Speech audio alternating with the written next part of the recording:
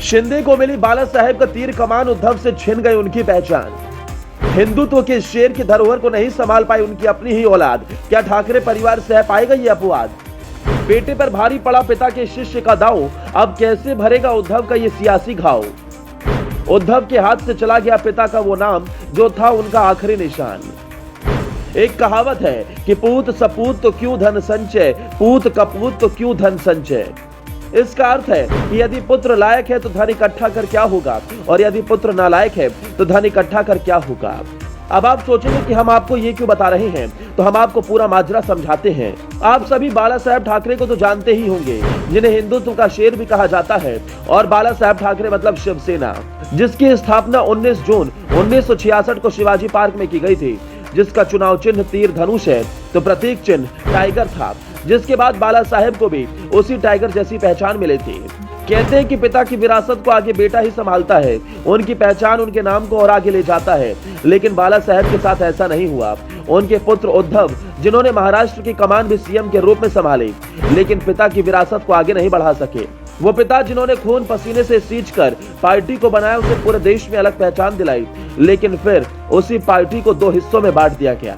शिवसेना के संरक्षक के निधन के बाद उद्धव के सियासी ढीलेपन के कारण उनसे उनके पिता का नाम, उनकी पार्टी सब छिन गई। अब वो पहचान और तीर कमान बेटे को नहीं, बल्कि उनके पिता के शिष्य एकनाथ शिंदे को मिली। चुनाव आयोग ने एकनाथ शिंदे गुट को असली शिवसेना मान लिया है। आयोग ने शुक्रवार शाम को शिंदे गुट को शिवसेना का नाम और तीर कमान का निशान इस्तेमाल करने की इजाजत दे दी। आयोग ने पाया कि शिवसेना का मौजूदा संविधान अलोकतांत्रिक है। उद्धव गुट ने बिना चुनाव कराए अपनी मंडली के लोगों को अलोकतांत्रिक रूप से पदाधिकारी नियुक्त करने के लिए इसे बिगाड़ा। चुनाव आयोग ने यह भी पाया कि शिवसेना के मूल संविधान में अलोकतांत्रिक तरीके को गुपचुप तरीके से वापस लाया गया, जिससे पार्टी निजी जागीर के समान हो गई। इन तरीकों को चुनाव आयोग 1999 में नामंजूर कर चुका था। इसी के साथ महाराष्ट्र में शिवसेना से अब उद्धव गुट की दावेदारी खत्म मानी जा रही है। आपको ये भी बताते चलें कि सुप्रीम कोर्ट ने शुक्रवार को महाराष्ट्र में सत्ता संघर्ष के मुद्दे को 7 सदस्य संविधान पीठ को सौंपने की ठाकरे समूह की मांग को खारिज कर दिया।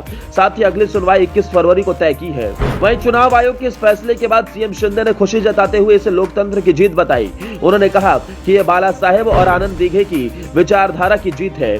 शिंदे ने कहा कि चुनाव आयोग का जो आदेश आया है वो मेरिट के आधार पर है और वो चुनाव आयोग का आभार व्यक्त करते हैं।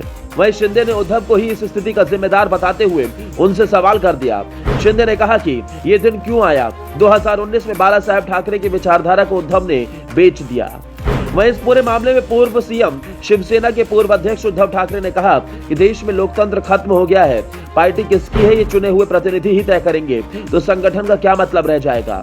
उन्होंने ये भी कहा कि देश में सरकार की दादागिरी चल रही है, हिम्मत है तो चुनाव मैदान में आइए, चुनाव लड़िए।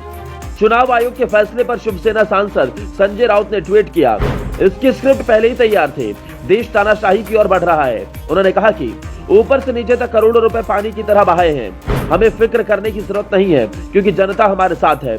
हम जनता के दरबार में नया चिन्ह लेकर जाएंगे और फिर से शिवसेना खड़ी करके दिखाएंगे। ये लोकतंत्र की हत्या है। लेकिन अब चाहे कितनी भी बयानबाजियां उद्धव गुट कर ले, लेकिन सच तो यही है कि वो अपने पहचान को और पिता के नाम को भी नहीं बचा पाए। जो बाला साहेब ठाकरे की आखिरी निशानी उनके पास थी, उसे बचा भी नहीं पाए। ब्यूरो रिपोर्ट, अपना इंडिया।